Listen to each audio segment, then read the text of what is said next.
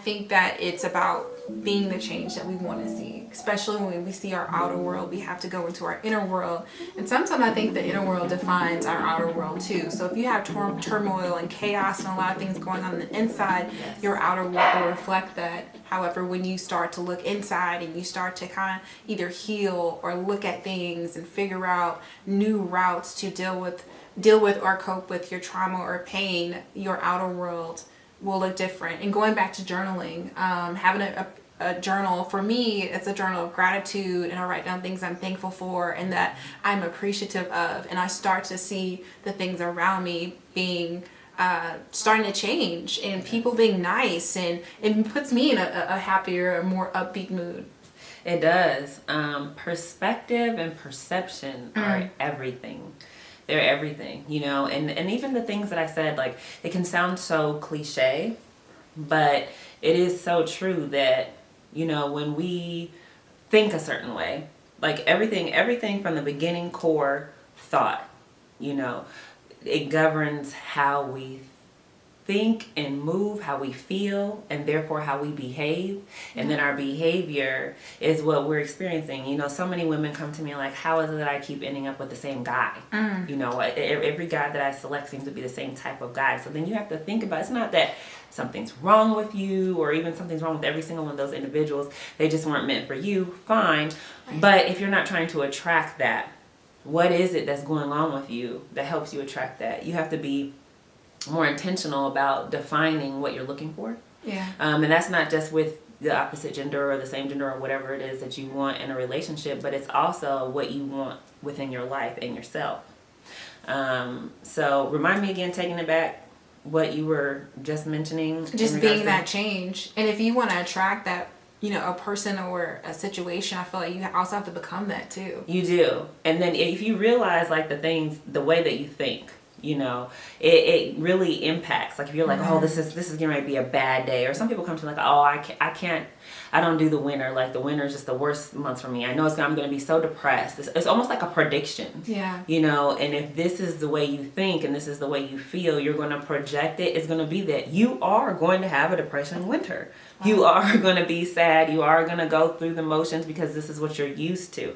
And we are creatures of habit, you know, as human beings. So, but when you change how you look at things, like you said, like if you start writing down things that you're grateful for, even I've told some clients, even if it comes down to recognizing the beauty outdoors, that green gives you so much life. Looking at the trees, the grass, the bushes in front of your house, the sky, appreciating the butterfly, appreciating the smell of fall. You know, if your appreciation and gratitude comes down to just that minuscule, and it's really not. To me, I call them the small big things. Oh, right? I love it. Talk to me. So it's the small things, quote unquote. You know, those are the things that keep you. You walk outside and you're like, oh, like you just that happy because of your thought, your perception, you know, of what you're experiencing. So it really is up to you, like, how you're going to experience this life. It is your choice, even though some people are like, oh, my circumstances. And I understand those things, hon. I do. I've been there. And some things are just very overwhelming. Some of the energies we get slapped with daily are overwhelming. And then when we don't know how to balance ourselves out, yes, we're going to fall into it, and we're going to let all of that emotion, all those energies govern all of the day, all of our life. Yeah. You know, that's what your week is going to look like. That's what your month, your season is going to look like. Wow. So it is a choice to be made.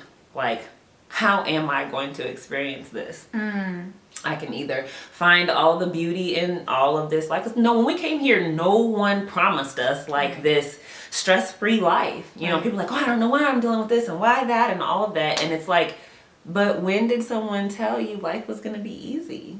Yeah. You know, take your journey and make it to where, you know, in the future, if you're going through something tough, you need to think in that moment, this is my testimony. You know, when I make it through this, because it will pass. Like, what will I be able to tell another person who's experiencing this as well?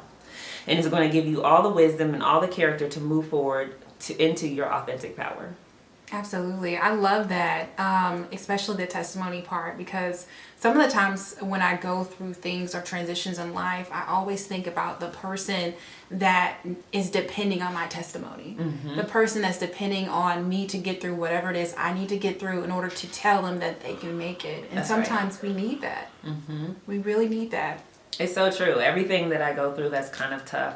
And I've kind of learned to balance it more now. So let me be very truthful and transparent. Like, I've done a lot better with that within the past year or two or so. But like prior to that, you know, it would be challenging and different things that I was experiencing, you know, different journeys that I was needing to have and get through. And it's like, it would be stressful. But I had to think my way through it. And during those times, I would say, when things look different, I'm going to be able to share this testimony, you know, what I've been through. I'm going to be, and I would picture it in my mind, like it would be reality. And the crazy thing about it is all of those visions came true.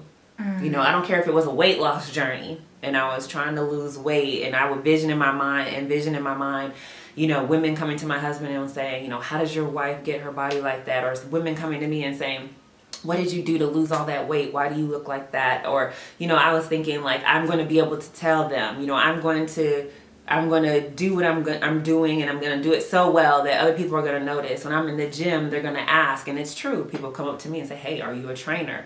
Hey, I don't care. Can you train me if you're not a trainer? They've asked my husband. All those things came true. And that's just one example.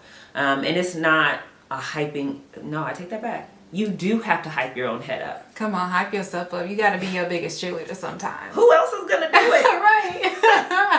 Who else is going to do it? Like, I got to get this squat because I'm ready, girl. You're going to be looking good in this dress. Like, that's what I think about myself. It takes, think how much it takes to get up and go do a workout sometimes, depending upon where we are at in our life, you know, for that particular journey. Think about that. So yeah, you gotta hype your head up because you're like, yes, I'm gonna be this, I'm gonna do that, I'm gonna look like this, I can't wait to put this on in 4 weeks, you know, that kind of thing. You know, so. Sometimes you gotta see it to become it as well. You know, you visualize it, and I know you've talked about this before, just having a moment and seeing things coming to. I feel like that's what you were talking about. You envision all these things, and then they started to really start to play out in your life. It's true. Envision. There's so much power in just envisioning.